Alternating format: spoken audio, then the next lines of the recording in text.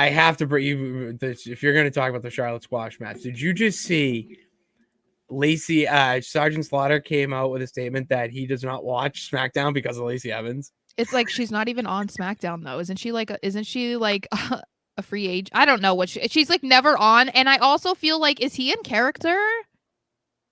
Like Sergeant Slaughter is always in character. He so lives the gimmick. So then it has to be fake. Like he's just trying to be like, because I'm like, come on, dude, this is No, so his daughter dumb. said something. No, yeah, but his daughter was being dumb. I just feel like it has to be fake. Like this cannot be real because I if it think he's is, you dead guys serious. it's sad. It's really sad. And that's your opinion. That's fine. I just want to let you know that he Yes. said this. He is not appreciative That's of fine. Lacey. And he's pissed that Lacey didn't call him to ask if she could use the Cobra Clutch as her finisher, which I don't think that's stupid. It's old school. It's old school, but at the same time, it's like, was he the first person to ever do that, or were the last person to ever do that?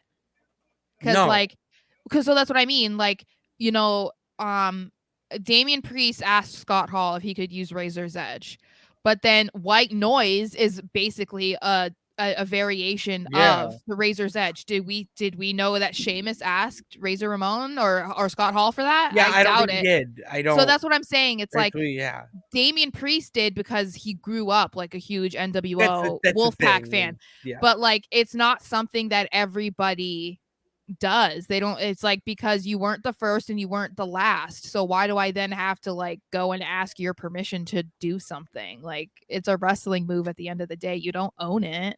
Yeah, and the only ones that I would say for permission are ones that are, I'd say like a Styles clash.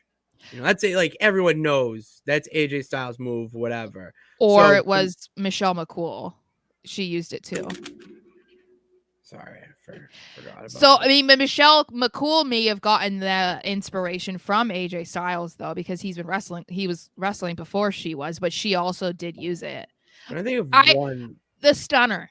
That's one, like, it's like one that stands out that you immediately associate with one person. Like the stunner is Stone Cold Steve Austin. So it's like, but we know that Kevin Owens got the approval from Steve himself. So it's like stuff like that you don't see very often, because even Razor's Edge, that's not something you see a lot of guys doing because they can't do it.